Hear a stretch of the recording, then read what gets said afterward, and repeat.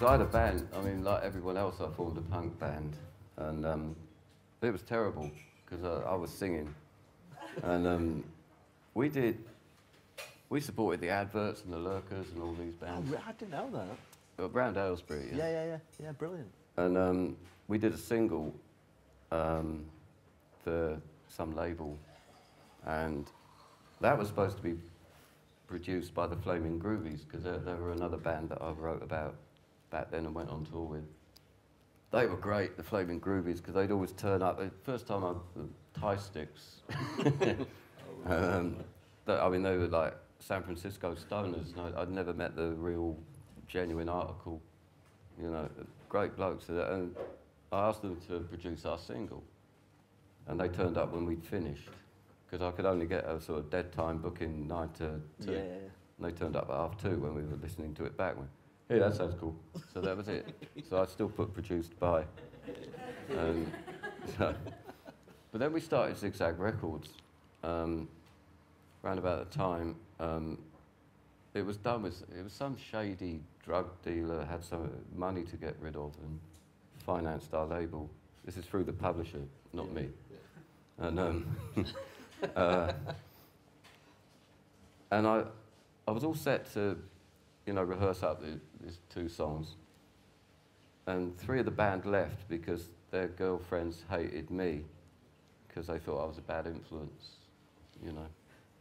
And they were all destined for a life of accountancy. Normality, yeah, you know. There's no wrong with accountancy. If there's any accountants in the house, it's an honourable business to be in. However... No, hang on, these could fall at me. Well, they kind of, they all left. And I'd already asked Mick from The Clash if he'd produce it, and he said he would. And Mick being Mick, he was a very different person back then. He was living out all his rock and roll fantasies, you know, he got into certain things. He talked about it a lot. Yeah. And I said, where do you want to do it? He said, Olympic. You know, that's where the Stones and Hendrix and all that. Led Zeppelin, you know, all the greats, sort of that place in Barnes. And he kind of, it cost a lot of money. So, but we booked it because we had all this wedge. But then all the band left. So I said, mate, I'm going to have to cancel the session. We haven't got a band. And he said, I'll get you a band, turn up. You know. So there was still the guitarist, Colin, me and him were, you know, still like the core of the band. And we turned up at Olympic, and the first thing I saw when I walked in was a big pink flight case with The Clash stenciled on it, and there's Johnny Green, the legendary tour manager, setting up Topper's drum kit, and I thought, oh no.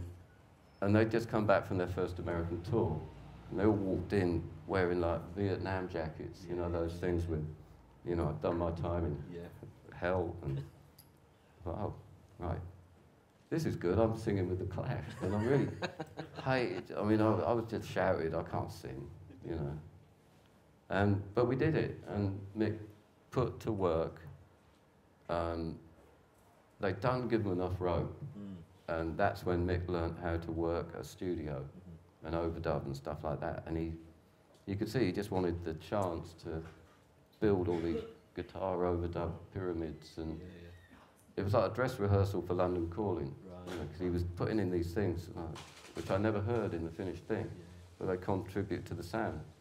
And that's the worst moment. I mean, he sent everyone out when I did my singing.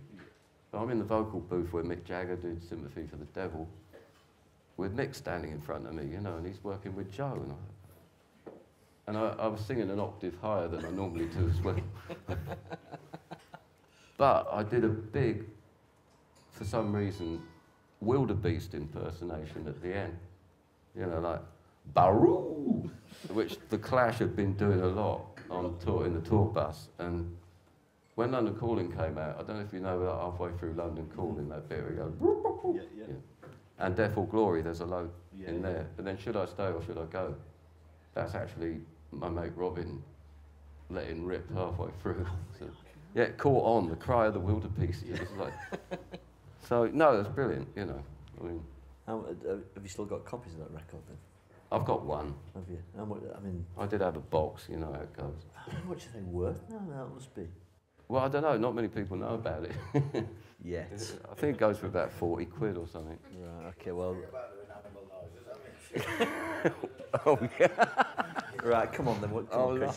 Tell us the animal noises story. Well, the next time I was in the vocal booth doing This is all part of your relationship with Leeds, because, you know, as much as the Clash have had a good relationship with it, you've got. Yeah, I'll leap forward now a few years. We'll be going back later. Yeah, so how am I going to bridge this gap? In between doing Zigzag, I lived with youth for 3 years, so I was like tour managing his band and running the Bat Cave in London. Not single-handed, I was helping him with the Bat Cave, you know. Although I was never a goth. Not that there's anything wrong with being a goth. There's nothing wrong with being a goth, but you know, well, I sort of was. I don't know. I never saw any trends or anything. I just did what I did, and thrust it on that club, you know, and then went to live in New York for 5 years. How did you end up going to New York? That's one thing I've never asked you.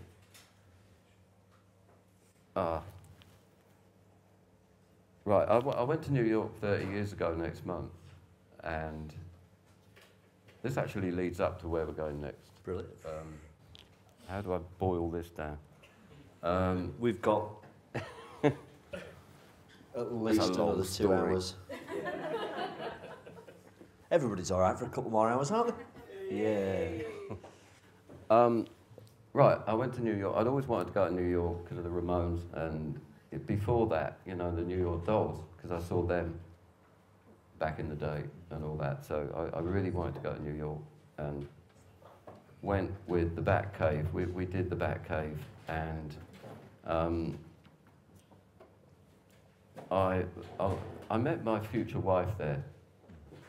So I ended up, I'm cutting a very long story short, but I had a ball in New York. I was there for like 2 or 3 months, and I was infatuated with New York radio, which was all like hip-hop, master mixes and all the stuff.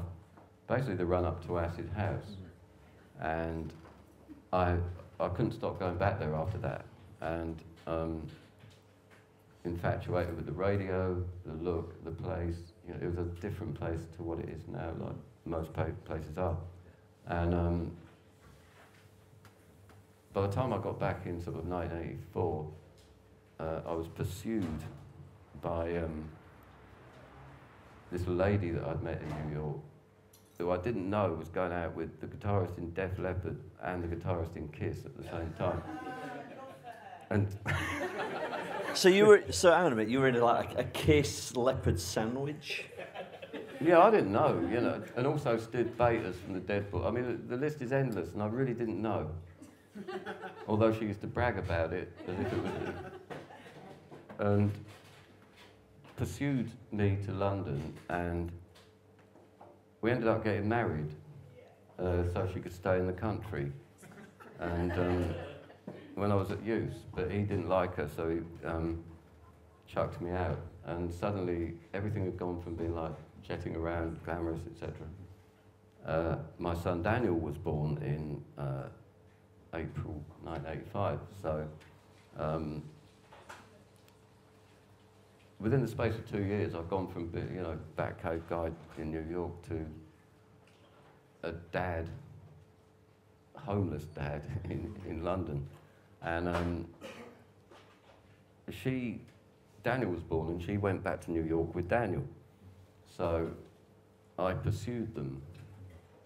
And Mick Jones from The Clash gave me the money to go see him. You know, that's one of the best things. I mean, again, you know, he came out and said, go see your son, and he gave me the airfare. So I went over to New York, and just happened to coincide with Acid House was brewing, and I started working for a magazine. After about 3 years of being very heavily involved in the Alphabet City, hard drug scene.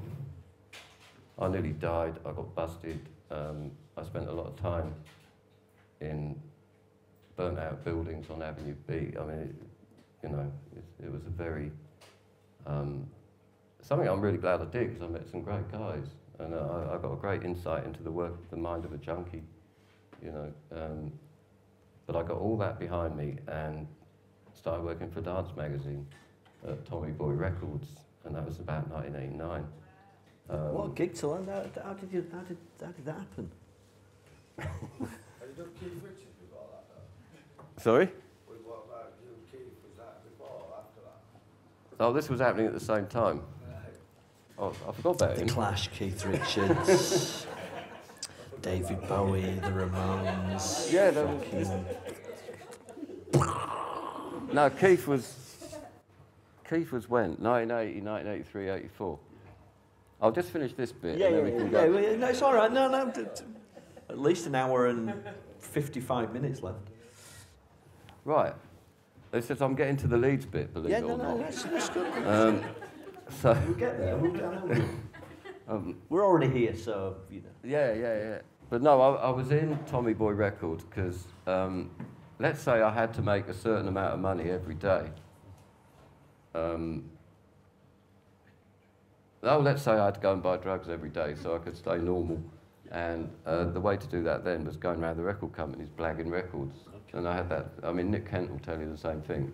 We had this down to a fine art.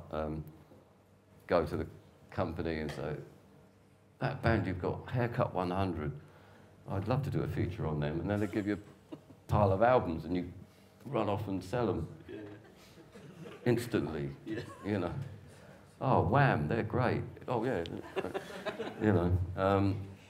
And I was at Tommy Boy blagging a load of hip-hop, mainly because I liked hip-hop, but I was sort of getting like an extra, can I have one for my mate? And I'd go and sell the doubles. And while there, I was talking to the press officer, and she said that we need an assistant editor for Dance Music Report in the back, so I started doing that. Did an interview. I worked there for about a year.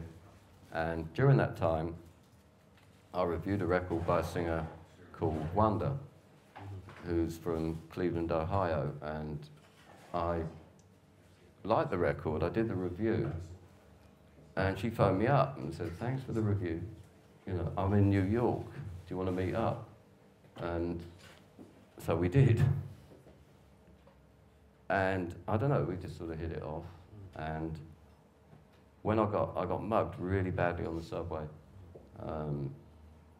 I really got smashed up, and I'd overstayed my visa by 4 years. So I was kind of marooned in New York. I couldn't go back because they'd see my passport and see that I was only stamped for a certain time. So when I got mugged, came up with a brilliant idea of saying they'd nicked my passport. So I filed a police report, got a new one, and I came back to the UK. And about a month later, Wanda followed me, and she wanted to make it as a singer. And in that time, I hooked up again with Youth.